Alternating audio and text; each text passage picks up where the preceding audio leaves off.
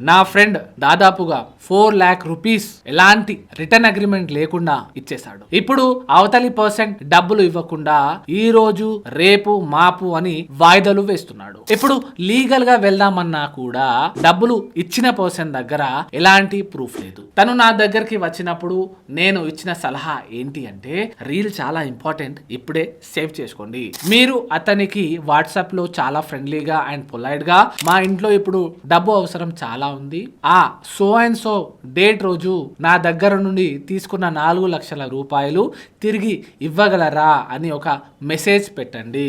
ఇలా చేయడం వల్ల మీరు ప్రొసీడింగ్స్ లేదా యాక్షన్ తీసుకోబోతున్నారు అని తెలీదు కాబట్టి అవతలి వ్యక్తి నేను ఇప్పుడు మీ డబ్బులు ఇవ్వలేను, ఒక నెల తర్వాత 2 సంవత్సరాల తర్వాత లేదా ఎప్పుడో ఒకప్పుడు ఇచ్చేస్తాను అని రిప్లై ఇస్తాడు. అలా రిప్లై వచ్చిన వెంటనే అతను మీ దగ్గర డబ్బులు తీసుకున్నాడు, ఎప్పుడు తీసుకున్నాడు, ఎంత తీసుకున్నాడు అని ఒక ప్రూఫ్ అక్నాలెడ్జ్మెంట్ మీ దగ్గర వచ్చేస్తుంది, దొరికిపోతుంది. అప్పుడు దాని బేస్ మీద మీరు లీగల్ నోటీస్ సెండ్ చేయవచ్చు. లీగల్ నోటీస్ సెండ్ చేసిన తర్వాత ఎలాంటి కోర్ట్ ప్రొసీడింగ్స్ లేకుండానే డబ్బులు తిరిగి వచ్చే ఛాన్సెస్ చాలా ఎక్కువగా ఉంటాయి. కానీ నేనిచ్చే ఇంకొక సలహా, ఎప్పుడు కూడా ఎవరికి చెక్ అయినా అగ్రిమెంట్ లేకుండా ఎప్పుడు డబ్బు ఇవ్వకండి. ఒకవేళ ఇచ్చిన బ్యాంక్ ట్రాన్స్ఫర్ ఆర్ డిజిటల్ వే దేనితో అయితే ప్రూఫ్ వస్తుందో అలా ఇవ్వండి. లా తెలుసుకోండి, మీకు మీరే లాయర్ అవ్వండి. ఇలాంటి ఇంకా లీగల్ విషయాల కోసం మీ లీగల్ గురువును ఫాలో చేయండి. Thank you so much.